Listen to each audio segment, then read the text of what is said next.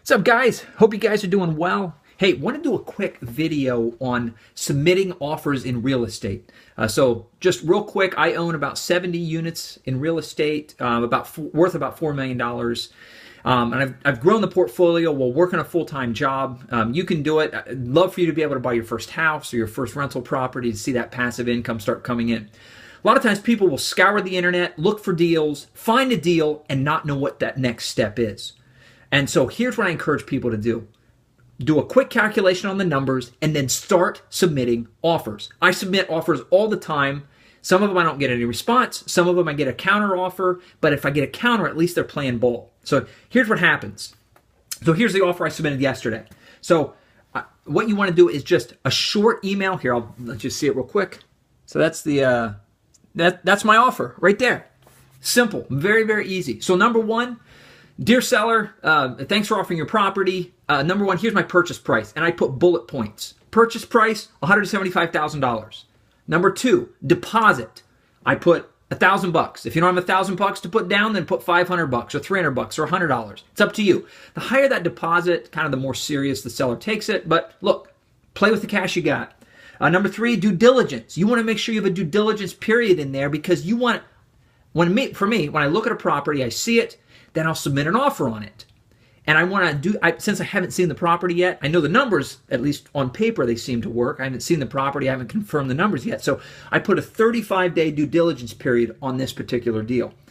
Settlement date. I put a specific settlement date on there, usually 45 or 60 days out. A little side tip for you. You want to settle close to the beginning of the month. And here's why. If you settle on the 4th or the 5th or the 6th, there's something called prorated rents. So let's say the income from the property is $1,000 per month. If you settle on the 3rd, that previous owner collected the $1,000, and at settlement, you don't have to go collect that money. That whatever is remaining from that $1,000, and they prorate it per day. So I don't know what that comes out to be, $83 a day or something like that, times the majority of that month. So you'd get a check, or you'd have that credited to you at the settlement table for $953. I'm just making up numbers here, but almost the full $1,000. Secondly, a lot of times your first mortgage payment isn't due until the 1st of the month after because you haven't been in there full time. So sometimes you can collect 2 months of cash flow before your first mortgage payment. So just a quick side tip for you. So for me, I put in here that I want to settle on November 4th, 2016. And I even am so specific that I put the settlement agency that I want to settle at. You don't have to put that if you don't know what settlement agency. Don't worry about that yet. But if you put a specific date in there, it's good. Then I ask the seller to hold a second lien position note or a mortgage. I ask him to hold $45,000 in second lien position at the following terms: 4% interest rate, 30-year amortization schedule, 6-year balloon.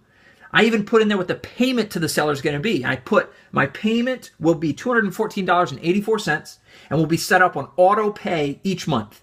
The first payment will be on January 15, 2017, and each payment thereafter will be paid on the 15th of the month. So again, when you write the offers, you're setting the terms. And the goal of submitting an offer is to start the negotiations with that seller. So if the property's worth $300,000 and I just submitted a $175,000 offer, maybe he's going to laugh it out of the park. Or maybe the numbers are strong enough that, or maybe maybe it's been on the market for a year and a half and he's had no offers.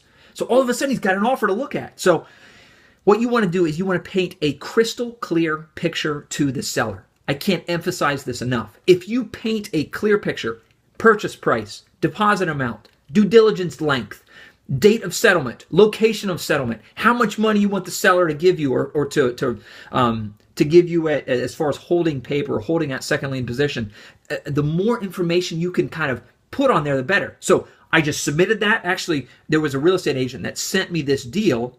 I sent this email right back to that agent and said, here's my offer. And she said, great, I'll forward it to the seller. So she's forwarding to the seller. Submitted it yesterday. Haven't gotten a response yet, but I expect to get some sort of response. My favorite way to negotiate or my favorite way to submit offers is right to the seller. You have to know who you're buying with, and there's a lot of strategies on all this kind of stuff. But what I want you guys to take away from this video is that you can submit an offer. For me, I look at a deal, I look at what the current income is, what the current expenses are, look at what my mortgage payment will be. Make sure that it's going to meet my criterion, and it takes me 2 or 3 minutes to run numbers on a property. Then it takes me 5 minutes to type up this little, actually I cut and paste from all the other offers I put in, shoot it over to the agent. Bam, I submitted an offer. 2 days ago, I submitted 3 offers. So it's the type of thing that you can do all the time, and it keeps you motivated, it keeps you in the game, keeps you moving forward. So hope that's helpful, guys. I'll do other videos that will give more details on all those little things, but the purpose of this video is just to let you know that submitting an offer can be super easy. And as soon as you get that negotiation going, then you can negotiate back and forth. So hope that's helpful, guys. Keep moving forward. Thanks for watching.